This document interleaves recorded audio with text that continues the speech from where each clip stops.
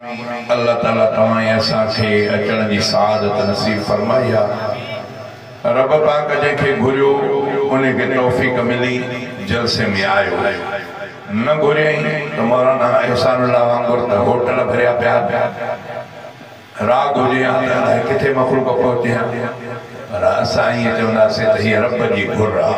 हेतिरे इलाइक़े मां अल्लाह जंहिं जंहिं पाने ते रहमत जी नज़र कई, जंहिंजी अल्लाह चूंड कई उनखे तौफ़ीक़ मिली, उहो मौजूद आहे। अल्लाह न घुरियो उहो कंहिं न कंहिं कम सां हिन प्रोग्राम खां महरूम आहे। मां अल्लाह खां दुआ थो कयां त अल्लाह ताला अञा बि ॿारनि ते रहम फरमाए, उनखे तौफ़ीक़ ॾे। तव्हां थोरा न आहियो, घणा आहियो। अल्लाह जे रसूल फरमायो त जंहिं जाइ ते क़ुर पाक पढ़ियो वेंदो आहे उन ते अल्लाह जी तरफ़ खां फ़रिश्तनि जी जमात ईंदी आहे। तव्हां असांखे नज़र न ईंदा पर रसूलुल्लाह जो कौल सचो आहे। साईं जन जी ज़ुबान मुबारक खां कॾहिं बि ग़लति ॻाल्हि न। साईं जन में ईअं बि ईंदो आहे त जंहिं जाइ ते क़ुर पाक पढ़ियो वेंदो आहे, हिन आसमान ऐं ज़मीन वारो जेको ख़ाल आहे इहो फ़रिश्ता भरे छॾींदा।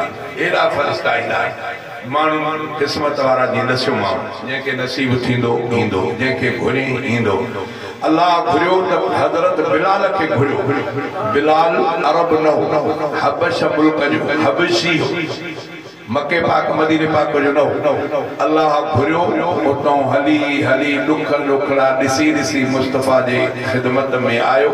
अल्लाह ताला उन जो एॾो मक़ाम कयो जो मेराज वारी राति इमामुल अंबिया खे जुतीअ जो किसकाट जन्नत में ॿुधायो वियो त सोना इहे तुंहिंजे बिलाल जी जुतीअ जो किसकाट आहे।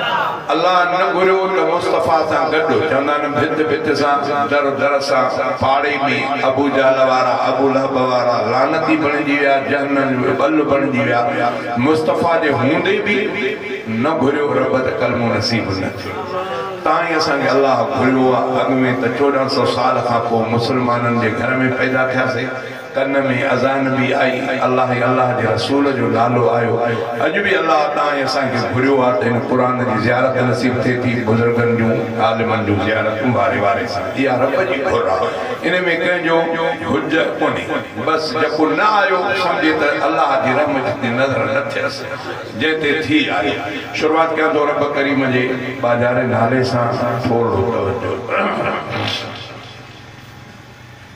बोलाइन त नवाज़ो रब नेमतुनि सां आहे असां ते अल्लाह जी इनायत, जंहिं ते इनायत थी उन में असां शामिल आहियूं। फरमाए त मां अल्लाह लक़द मन्नल्लाहु अलल मोमिनीन इज़ बअस फीहिम रसूलन मिन अनफुसिहिम।